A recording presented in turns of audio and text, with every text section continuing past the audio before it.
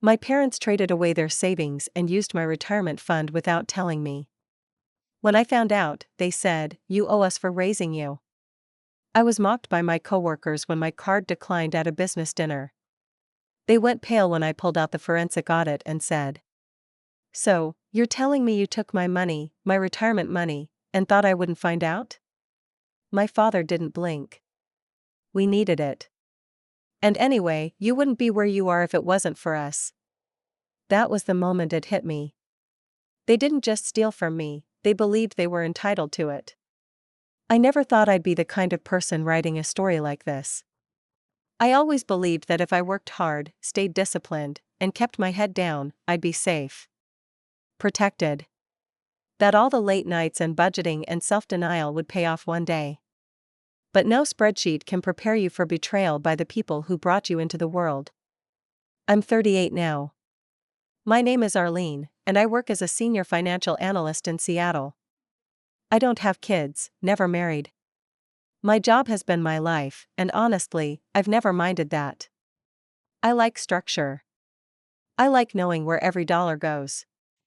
I've always been financially independent, not just by necessity, but by trauma. Because growing up, I saw what financial instability did to a household.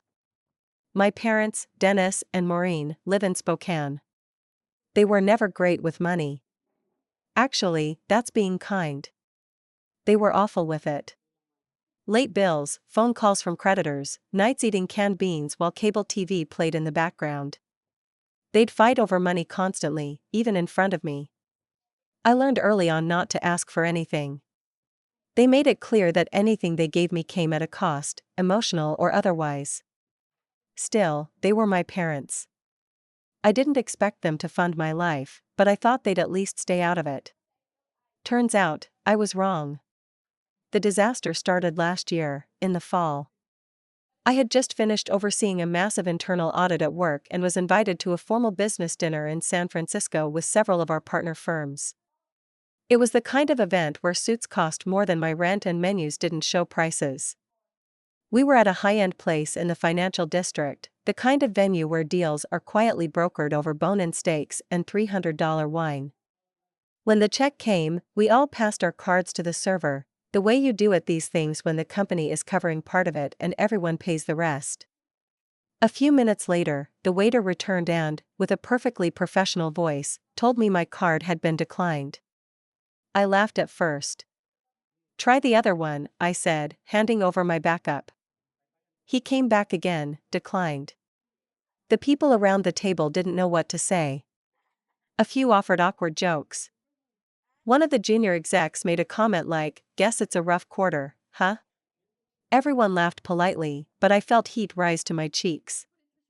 I made up some story about fraud alerts and paid with a corporate card just to get through the night. As soon as I got back to my hotel, I logged into my bank accounts. I stared at the screen for a long time. My Roth IRA, drained. My 401k, withdrawals I didn't authorize. Bank accounts, several large, unusual transfers. At first, I panicked. I assumed I'd been hacked. But as I dug deeper, I started recognizing information. Account numbers I hadn't used in years. Familiar patterns. Familiar names. Then I saw it, multiple wire transfers going to an account at Spokane Valley Credit Union. That's where my parents banked when I was growing up. I even had a joint account with them as a teenager to deposit paychecks from my after-school job. I thought I'd closed it. Apparently, I hadn't. In that moment, everything became ice cold. I couldn't breathe. My throat closed up. I felt dizzy and nauseous, like the floor had dropped out from under me. The next morning, I took a leave of absence from work and drove straight to Spokane. It was a 4-hour drive of anger, fear, betrayal, and endless mental spirals. Maybe it wasn't them. Maybe someone else had used their account. Maybe it was some kind of weird mistake. But deep down, I already knew. When I arrived, I didn't even knock. I walked right in. The house hadn't changed much since my teenage years, same brown carpet, same yellowing blinds, same half-functioning ceiling fan clicking overhead. My dad was sitting in his recliner with a beer, watching a rerun of a Seahawks game. My mother was at the kitchen table doing a crossword puzzle like nothing was wrong. I didn't waste time. I want to know why nearly $150,000 of my retirement savings is sitting in your account. The silence was thick. My mom's pen froze in the air. My dad didn't turn from the TV. He shrugged. We needed it. You took it. You stole it. You forged my signature. He finally looked at me. We didn't steal it. You wouldn't have had that money if we hadn't raised you right. We figured it was time you gave something back. My mother chimed in like she was talking about borrowing a casserole dish. It was just sitting there. You're not retiring anytime soon. I felt like I was in a dream or a nightmare. They weren't sorry. They weren't even concerned. They had somehow rationalized this as their right. I left without another word. When I got back to Seattle, I didn't cry. I didn't scream. I opened my laptop and started building a case. First, I confirmed the forgeries with the banks and began the long, grueling process of filing reports. I hired a forensic accountant and a lawyer who handled financial fraud and elder family torment. Every transfer was tracked, every forged form cataloged. They'd used my social access they had from my college days, and reactivated a joint account I didn't even remember was still open. What they did was a felony. It wasn't even just about the money anymore. It was about betrayal. The violation. The complete and utter erasure of the boundaries I had built over a lifetime. And while this was happening, my humiliation at work hadn't gone unnoticed. Even though the official story was fraud alert, the dinner incident had turned into a bit of an inside joke with certain coworkers. I'd gone from being the meticulous numbers person to the woman who couldn't manage her own card. I needed to reclaim control. So, when my company announced a series of internal presentations for Financial Literacy Month, I volunteered. I told them I wanted to talk about fraud, risk mitigation, and financial safety, both professionally and personally. They agreed. What I presented was a full case study, not naming names, of course, but the message was clear. I walked the team through how even financially savvy people can become victims. How personal access and emotional manipulation are common tools for fraud. How important it is to close old accounts, monitor paper trails, and protect yourself, even from family. When I finished, the room was silent. Then they applauded. I could see my coworkers looking at me differently. With respect. With something like awe. The incident at dinner faded from memory almost instantly after that. Back at home, things weren't over. My parents were served with cease and desist and formal charges. They called, texted, begged me to be reasonable. My dad left a voicemail saying, "You're really going to ruin your own parents' lives over a few bucks." That voicemail was forwarded straight to my lawyer. They eventually agreed to a plea deal, 5 years probation and restitution. They're paying it back slowly, a few $100 at a time, but I don't care about the money anymore. It was never just about the money. It was about finally realizing that love doesn't come with a bill. They raised me, yes. But they did it while reminding me, every day, that I owed them. And in the end, they tried to cash in on a debt I never agreed to owe. After the dust settled from the court process, things didn't just go back to normal. There wasn't a normal to return to. Even though my parents were legally restricted from contacting me outside of court-approved channels, they still found ways to test the boundaries. Letters started arriving, handwritten, long, rambling apologies mixed with subtle manipulations. One of the first ones started like this: "Arlene, we didn't mean to hurt you. We just thought you'd understand. You know what life's been like for us.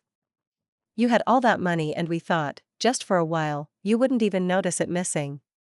That last line made my stomach turn. Not because it was a lie, but because it told me just how deeply they had convinced themselves it was okay. They thought my success made me an endless well they could draw from. And if the water ran dry, that was my fault for not being generous enough. It triggered something deep in me. A wound I thought I'd buried under degrees, promotions, and clean spreadsheets. Growing up, there were so many moments where I felt like a paycheck to them. My high school graduation wasn't about celebrating me, it was about bragging rights and fishing for relatives to donate to my college fund. When I got my first job, my dad asked me within a week to co-sign a loan for a used truck. When I said no, he told me I was cold and ungrateful. It wasn't just this one-time theft. It was a pattern of believing I owed them something forever. But now, I had a choice. I didn't have to play that role anymore. I didn't respond to the letters. I let them pile up in a file on the corner of my desk, a quiet archive of manipulation and guilt. Every so often, I'd read one, and it would harden me a little more. But even as I held that boundary, the emotional fallout seeped into the rest of my life. I started pulling away from people. I didn't return messages from my close friend Nadine, who'd been trying to check in. I skipped my coworker's birthday brunch. I even flaked on my niece's school recital in Redmond, something I'd promised her I'd attend. The truth was, I didn't want to be around anyone who might ask me how I was doing. I was afraid I'd break. When you've spent your whole life being hyper-independent, admitting that you're not okay feels like a bigger shame than anything else. It came to a head one Saturday afternoon. I was at the office, because of course I was, catching up on work I didn't technically need to do. My phone buzzed. A calendar reminder. Lunch with Nadia, 1 p.m., Volunteer Park Cafe crap. I stared at it for a moment, ready to cancel like I had the last 3 times. But something in me cracked. I grabbed my coat and left. Nadia had been my friend since grad school. She knew me before the tailored suits and tidy apartment.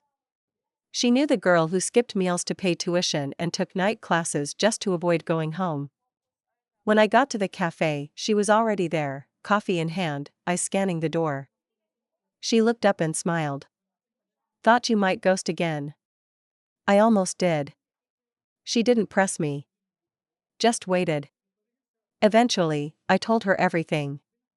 Not just about the money, but about the way it all tied into our childhood.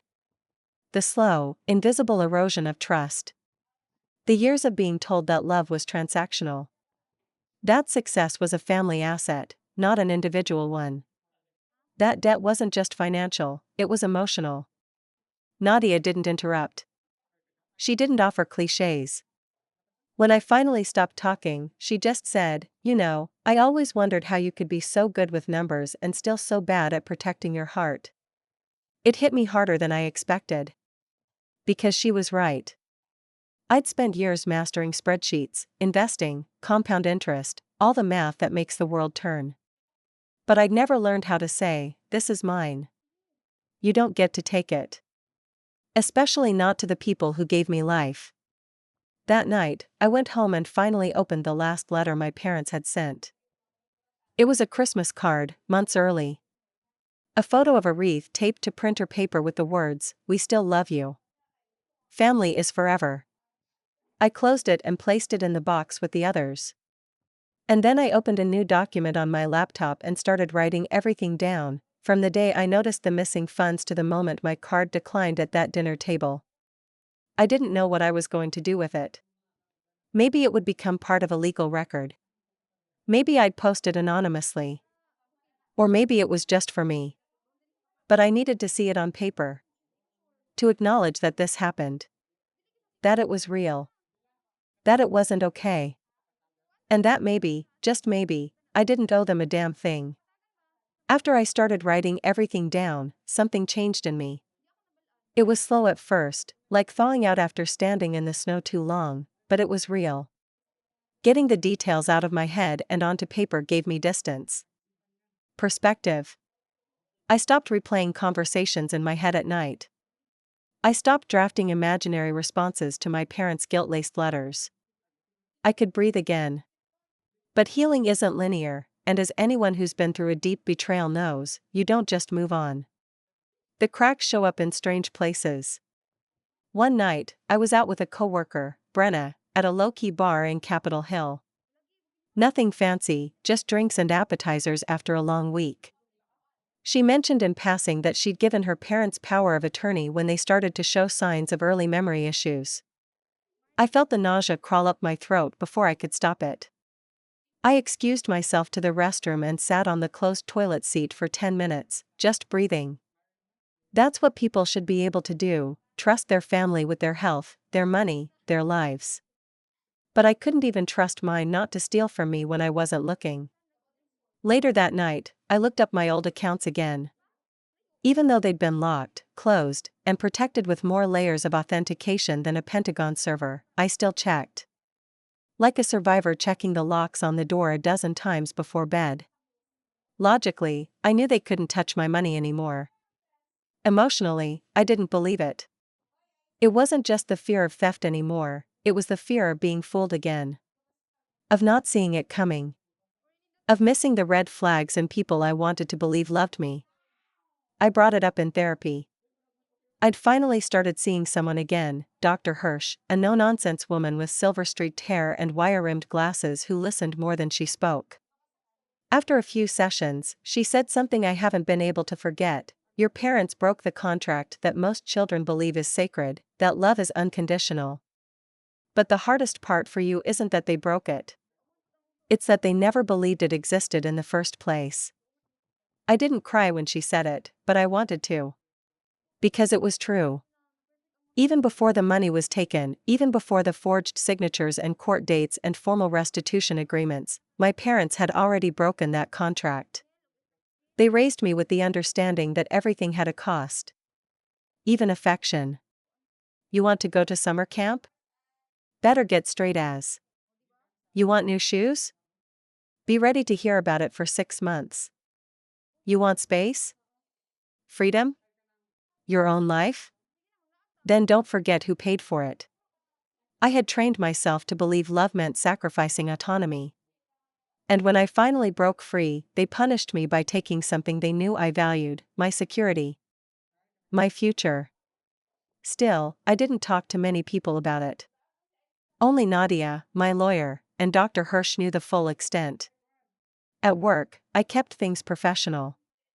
Efficient. There were some whispers for a while, coworkers wondering why I'd suddenly taken time off or given that finance talk with so much personal detail, but people moved on quickly, as they do. There was only one moment at work that really caught me off guard. It was during a one-on-one with my boss, Terrence. We were reviewing quarterly projections when he paused mid-sentence and leaned back in his chair. "You ever think about moving up?" he asked. I blinked. "You mean to corporate?" "Eventually. But I mean in-house strategy. Not just numbers, vision. Leadership. You've got more edge now." It's not a bad thing. I wasn't sure how to respond. The version of me that existed before all this wouldn't have been considered edgy. I was known for being methodical. Predictable.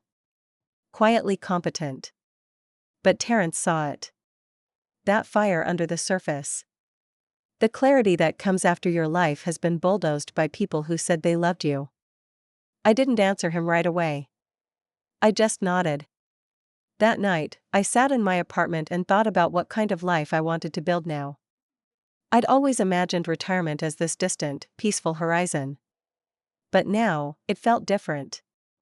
Not just something to save toward, but something to protect. It wasn't about the money anymore. It was about reclaiming control. I enrolled in a cybersecurity certification course, partly for work, partly for myself. I started volunteering at a financial literacy nonprofit that helped survivors of domestic and financial torment. Every story I heard was different, but there was one thing they all had in common: someone close to them had used love as leverage. One woman's boyfriend had opened credit cards in her name. Another had a brother who drained her inheritance while she was in hospice care with their mother. Every story made me feel less alone. Every story reminded me that this wasn't just about me. I started to write again, more than just journal entries. Actual essays. Case studies. I even pitched an article to a mid-size online magazine that published real-life financial stories. They accepted it. I used a pseudonym. The response was overwhelming. Hundreds of comments, emails, DMs. People thanking me for sharing, telling their own stories, asking for advice. And then, one message. Short. Familiar. I saw your story. I know it's you. You should be ashamed of yourself, airing dirty laundry like that. Dad, it was sent from a burner email. No name, no reply address. But I knew. The phrasing. The tone. The entitlement. He still didn't get it. He thought the shame was mine, for speaking out. Not his, for what he did. I didn't respond.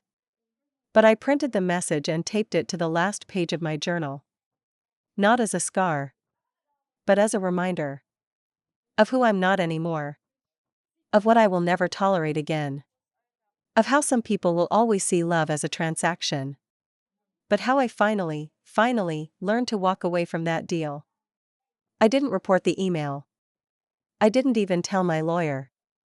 I didn't need to. That message, that one last sad little jab from my father, gave me all the closure I'd been waiting for, just not in the way he probably intended. It confirmed what I had feared for so long but had never been able to articulate: they were never going to feel remorse. Not the kind that mattered. They didn't regret hurting me. They regretted losing access to me. They didn't want to apologize. They wanted back in. And that door was staying shut. But I wasn't done, not entirely. A few months after that message, I heard from a mutual family acquaintance, someone I hadn't spoken to since childhood.